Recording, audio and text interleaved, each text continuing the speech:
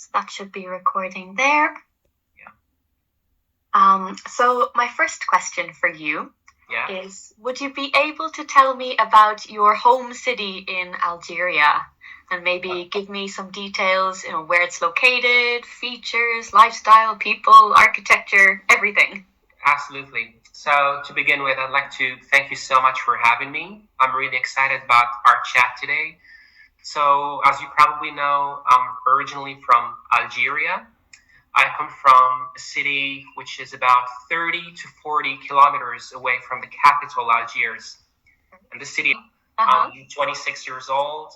I've been living in Ireland now for a year and a half. So we all know about our story. We passed the contest, national contest in Algeria, and then we came here to do our PhDs. I can speak Arabic, French, English, Spanish, and some Portuguese now because I live with Brazilian housemates. The best housemates. Absolutely. That's great. Yeah, I would love to visit Algeria someday. And now that I'm talking to so many of the Algerian students, I feel like I'm ready. I know what to expect. Absolutely. For we all know 132 years. So this explains why the French language is prevalent in Algeria. It has a certain importance. Of course, and it's great that Algeria didn't lose all of its cultural aspects, the languages. That's great. Good. So I went to the United States of America. I stayed mainly in Washington D.C. I got to visit New York. Living here in Ireland was quite an enriching experience. When you meet people of different backgrounds, when you meet Irish people, Brazilians. I really like that. Ireland is getting more multicultural every year. Absolutely. It's great. It's great for Irish people as well, not to just be stuck in our own bubble. And to welcome people into our bubble. To have an international exposure. Absolutely. And did you go to? Yeah, great. Thank you so much. Good. My next question is, tell me first how you came to Ireland. So you did mention how you won the contest. Where then did your journey first begin on your way to Ireland? And what were your very first impressions of Ireland when you arrived? Yes, I'm going to talk about that right from the beginning, if that's okay. Oh, please do. So in Algeria, in the year 2019, the Algerian government, the Algerian ministry, decided to organize a national contest for the best students from each university. And then, the best students from each university, they sat and passed the contest, the national contest. And then the best ones, the ones who got the best results would be selected to go abroad. Concerning these cities, I had just heard about Dublin and Cork. I'd previously heard about the Cliffs of Moher. Of course, I had some, let's say, very vague stereotypes about Ireland. That it is there's lots of greenery.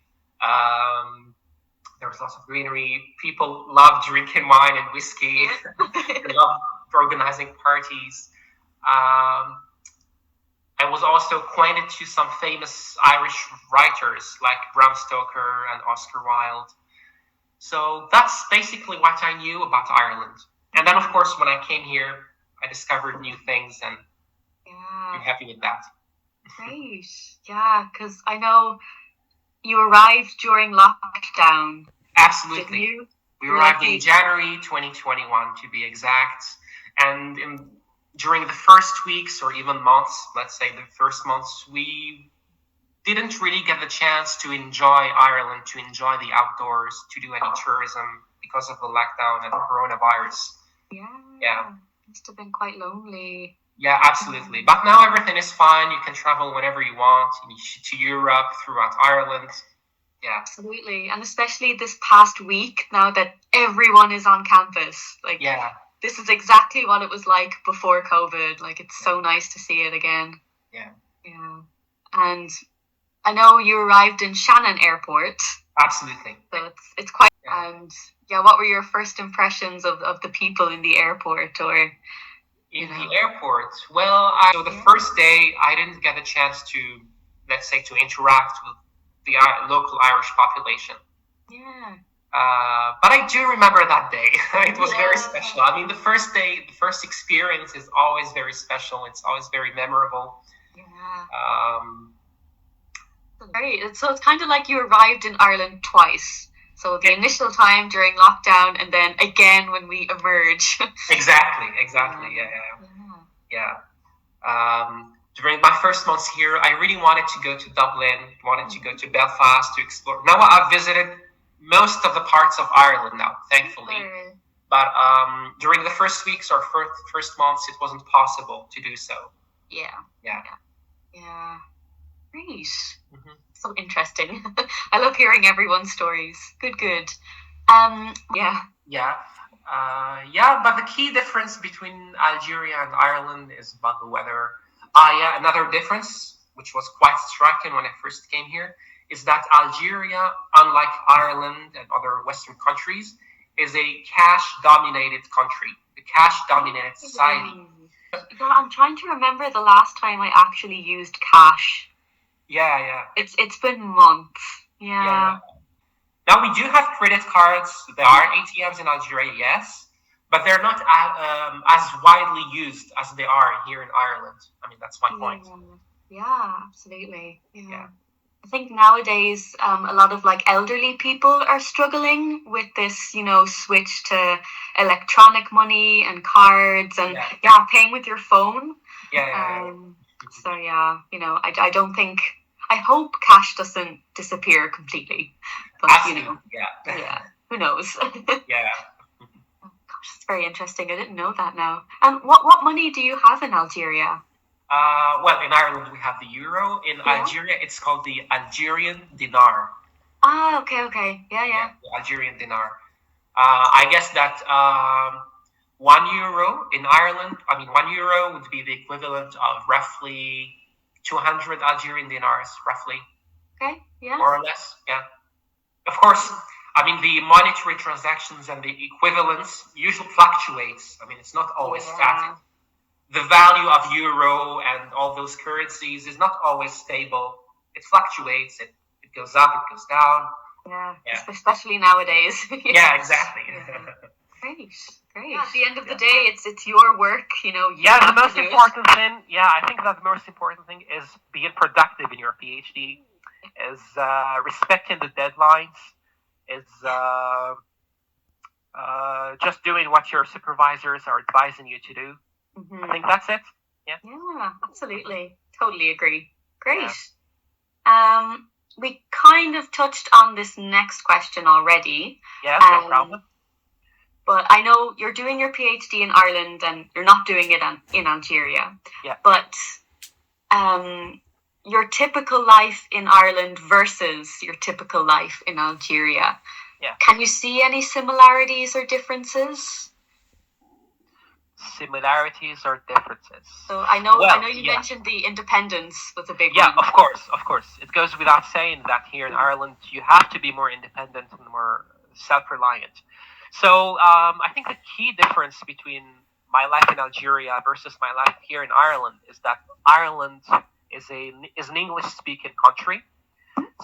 So you are literally into it provides a better linguistic environment, let's say, to practice your English, to interact with native speakers, etc. In Algeria, we all know it's not an English-speaking country, and English is like the third most spoken language there. So the key difference is the use of the English language in your everyday life to interact with the locals, your housemates, with your friends. That's the key difference. Right. Yeah. Absolutely. And who are moving from Arizona to San Diego in California. Okay. And then on their way to San Diego, their car stops. It breaks down. The engine there breaks down. And then they need someone to help them because they're in the middle of a desert, in the middle of nowhere. So they just do hitchhiking, like the auto stop for someone to help them. Yeah. So a stranger comes by and offers his help. He say, okay, guys, I can help you. Your wife can come with me, and I can go somewhere until I find a place which can fix your car. And then eventually this woman gets kidnapped. And then her husband needs to find her, needs to struggle to get her back. So all in all, this is what the movie is about. Oh, wow. It sounds very intense. It is intense. It is. Yeah. It is. Great. Yeah, It's also sorry. No, go ahead. So it also teaches you a lesson that you must not trust strangers very easily. Okay, we can trust people. It's okay. There are people who are trustworthy, who are really dependable. But the point of that movie is you should not trust people right from the beginning, right from the first encounter. Okay? Until her life choices, her viewpoints, etc. Yeah, for you sure. Agree? Oh yeah, definitely. Yeah. You can trust someone a little bit, but keep your distance for a while. Exactly. Like the mistake of the guy in the movie is that he trusted that stranger too quickly. Yeah. Yeah, that was the mistake he did, and then he needed to pay for it. Oh my gosh, yeah. In a big way. Yeah. For sure, yeah. I'm trying to think the last time I watched a movie. It's a pretty big question. Okay. Tell me about your ambitions for the future, both personally and academically. Okay, so academically speaking, I think that's pretty obvious. I just want to get my PhD, to become a doctor, hopefully to work as a university professor, to work in a safe and in a peaceful environment with my colleagues and my students. So academically, I think that's it. Oh, well, great. Gosh, I wish you the best of luck with your PhD. I'm sure you'll be incredibly successful. Thank you so much. Thank you. Yeah. I'm going to stop the recording there. Okay, no problem.